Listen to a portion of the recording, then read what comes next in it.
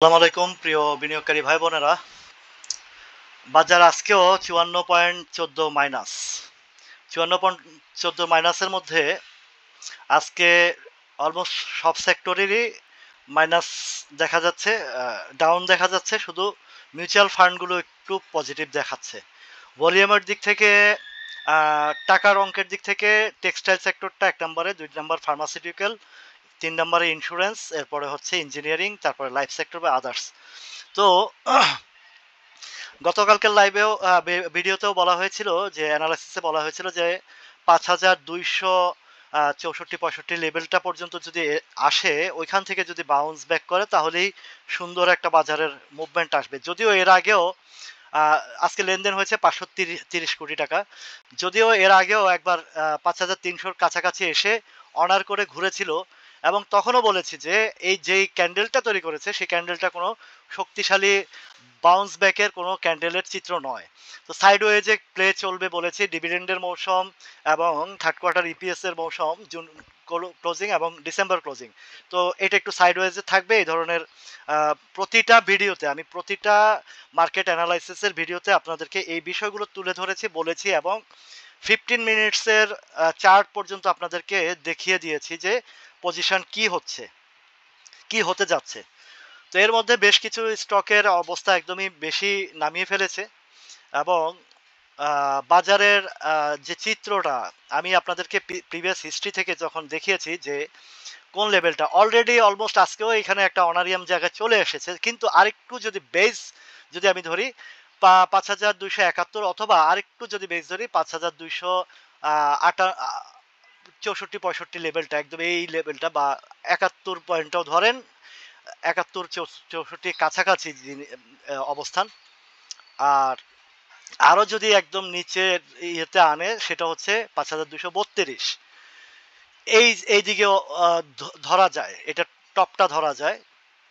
সেই ক্ষেত্রে আপনার বাজার আজকের যে ক্যান্ডেল, গতকালকের ক্যান্ডেলও বলেছিলাম, আজকে যদি সে এখান থেকে অনার করে, যে জায়গাটার কথা বলেছি অনার করে, কিন্তু অনার না করে সে যে ক্যান্ডেলটা আজকে তৈরি করে রেখেছে, সেম অ্যাজ ইট ইজ রোববারেও আরেকটু ডাউনের মতনই ক্যান্ডেলটা শো করতেছে। যে এই ক্যান্ডেলের পরবর্তীতে আপনারা দেখেছেন যতবার এই ধরনের ক্যান্ডেল হয়েছে, ততবার কিন্তু এই ধরনের ক্যান্ডেলের পরে কিন্তু ইউটার্ন আসেনি, কেননা নিচে কোনো শ্যাডোর বা বাই সিগন্যালের যে হিসাবটা সেটা আসেনি। এবারও সিমিলার একই জিনিস, একই চরিত্র, একই কাজ। তো আমরা মার্কেটের ক্যান্ডেল অনুযায়ী যে চিত্রটা, সেটাতে আরো ক্লিয়ারিফিকেশন পাচ্ছি যে আরো এখান থেকে অন্তত 10-15 পয়েন্টের মতন হিসাব, যেহেতু 83 আজকে 5283, তো 73 বা 71 আরো 12-13 পয়েন্ট বা 15 পয়েন্টের মতন আরো নিচের দিকে বা আরেকটু নিচেও আসার সম্ভাবনা আছে। এর পরবর্তীতে যে সাপোর্টটা আছে সেটা একদম মোস্ট ইম্পর্টেন্ট এবং স্ট্রং একটি সাপোর্ট, যে সাপোর্টটা দীর্ঘ জায়গার মধ্যে আছে, যেটা আপনাদেরকে লাইভে আমি সব সময় দেখিয়ে শিখিয়ে আসছি, এবং সেই জায়গা থেকে যতগুলো এই ধরনের স্ট্রং সাপোর্ট ছিল বা আছে, সেগুলো কিন্তু সহজে ব্রেকডাউন হয়নি। সেখান থেকে একটা মুভমেন্ট এসেছে, আমরা দেখেছি। তো আমরা যদি সেই থিওরিক্যাল অনুযায়ী আমরা দেখি, তো অবশ্যই অবশ্যই বাজারের এই জায়গা থেকে না আসা পর্যন্ত, যদি আমি একদম বটম সাইডটা ধরি, সাপোর্ট জোনের বটম সাইডটা ধরি ইন্ডেক্সের, তো সেটা হচ্ছে 5232টা। আর এর আগে থেকেও মুভমেন্ট আসতে পারে, এবং যেখানে আছে এখান থেকে হয়তো 10-11 পয়েন্ট করেও একটা মুভমেন্ট আসতে পারে। যে চিত্রগুলো আপনাদেরকে এই যে এইসব জায়গাগুলো থেকে দেখিয়ে আসছি, যেমন এইখানে যখন ব্রেকআউট হয়, তখন কিন্তু এই সিগন্যালটা দেখেন, এই সিগন্যালটার পরেই একটা সিগন্যাল এসেছে, ভালো একটা সিগন্যাল এসেছে। আসার পরেও সে এখানে রিটেস্ট করা হয়েছে, ব্রেকআউটের পরও রিটেস্ট একবার করেছে, 3 দিন যাবত রিটেস্ট করে তারপরে ধাপে ধাপে আপ অ্যান্ড ডাউনের মধ্যেই 5661 পর্যন্ত, 66 পর্যন্ত গিয়েছে, বা 675 পর্যন্ত গিয়েছে। সেইখান থেকে যখন টানা 1 সপ্তাহ একই জায়গায় রেখে সাইডওয়েজে তারা ফিডিং করানো হয়েছে, এরপর থেকে মার্কেটটা কারেকশন যে হয়েছে বা ডাউনে আসছে, ভালো কোনো ক্যান্ডেল তারা তৈরি করতে পারেনি, যা এই ধরনের উঠার জন্য, শক্তিশালীভাবে উঠার জন্য কোনো ক্যান্ডেল তৈরি করতে পারেনি তারা। আমি প্রত্যেকটা মার্কেট অ্যানালাইসিস ইন্ডেক্সে আপনাদের এই বিষয়গুলো একদম চমৎকারভাবে তুলে ধরে দেখিয়েছি। কিন্তু যতক্ষণ পর্যন্ত আমি কোনো স্ট্রং কনফার্মেশন পাইনি ততক্ষণ পর্যন্ত বলেছি যে সাইডওয়েজে প্লে করবে, এবং যেটা মার্কেটের এখন ডিভিডেন্ড মৌসুম এবং জুন ক্লোজিং এর থার্ড কোয়ার্টারের মৌসুম, এই কাজগুলো হয়ে থাকে এটা প্রতি বছরই। তো আপনারা যারা অনেকে আতঙ্কিত হয়ে যান, আপনাদেরকে আমি সবসময় অভয় দিয়ে আসছি যে যারা বটম সাইডে প্রাইস কিনেছেন সেখান থেকে 5-7% আপনার মাইনাস হয়েছে ইকুইটি, বা 10%ও যদি হয়ে থাকে, এটা টলারেবল করা যায়। কেননা আপনি কোনো হাই রেঞ্জের হাই ভোল্টেজের শেয়ারে যদি না স্টক বাই করে থাকেন, তাহলে আপনার এই জিনিসটা বোঝা মানে টলারেবল হওয়া একান্ত প্রয়োজন। আচ্ছা, এখন আমি যদি 15 মিনিটসের হিসাব করি, গতকালকের 15 মিনিটসে কিন্তু কিছু বাই সিগন্যাল ছিল। আজকে 9 তারিখের হিসাবে শুরুতে কিছু ছিল, মাঝখানেও ছিল, তবে তেমন একটা কোনো বাই সিগন্যালের লক্ষণ আমরা দেখি না। যেটা 7 তারিখেও দেখেছি, বাই সিগন্যালটা কিছুটা ছিল। 8 তারিখেও কিছুটা, 8 তারিখে বেশ ভালোই হয়েছিল, মানে গতকালকের 15 মিনিটস চার্টে বেশ বাইয়ের সিগন্যাল ছিল। আজকে 9 তারিখের আজকে শুরুতে ছিল কিছুটা, কিন্তু শেষ মোমেন্টে সে তার গ্যাপটা ফুলফিল বা ইন্ডেক্সের ফুলফিলটা করার জন্যই নিচে চলে আসছে। এর মধ্যে মার্কেট মেকাররা যদি চায় এখান থেকে বাউন্স ব্যাক করাতে পারে, বা আরো আগ থেকেও করাতে পারতো। এটা বাংলাদেশ ব্যাংকের গভর্নর বলেন বা আহ, নিয়ন্ত্রণ সংস্থা বলেন, তাদের তাদের উপরে তো আমাদের কিছু করার নাই।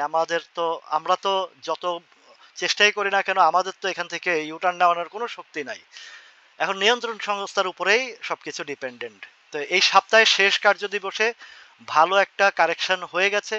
এখন দেখার বিষয় যে এই সাপোর্টের কোন জায়গা থেকে তারা ইউটার্ন করে এবং কি ধরনের ক্যান্ডেল তৈরি করে সে ইউটার্ন করে। সে যদি যেই ক্যান্ডেলগুলো আমরা আশা করছি সেই ধরনের ক্যান্ডেল যদি হ্যাঙ্গিং ম্যান বা ডোজি বা এই ধরনের কিছু যদি করে উপরে যায়, তাহলেই বুঝতে পারবো যে না, ভালো একটা অবস্থান আবারও আমরা দেখতে পাবো।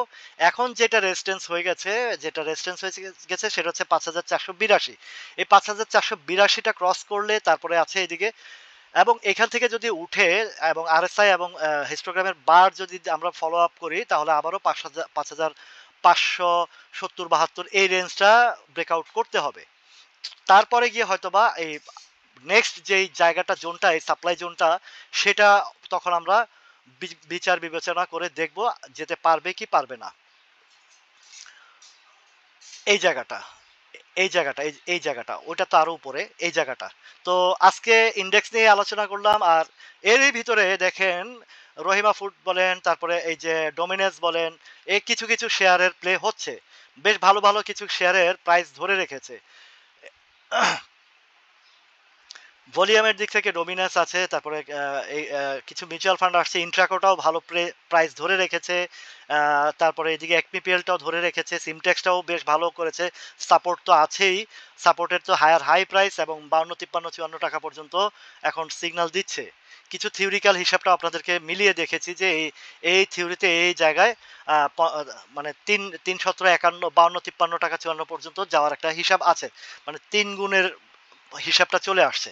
তো বাকি আলোচনাগুলো ইনশাল্লাহ রাতের লাইভে 8:30 থেকে শুরু করব। আগে করতাম 6টা 20 মিনিটে, যেহেতু মাগরিব এবং এশার আজানটা খুব কাছাকাছি, যার কারণে সবার একটা রিল্যাক্সেবল জায়গা থেকে আমি 8টা 30 থেকে 9টা 30 পর্যন্ত আলোচনা করব লাইভে বিস্তারিত। সবাই ভালো থাকুন, সুস্থ থাকুন, আল্লাহ হাফেজ।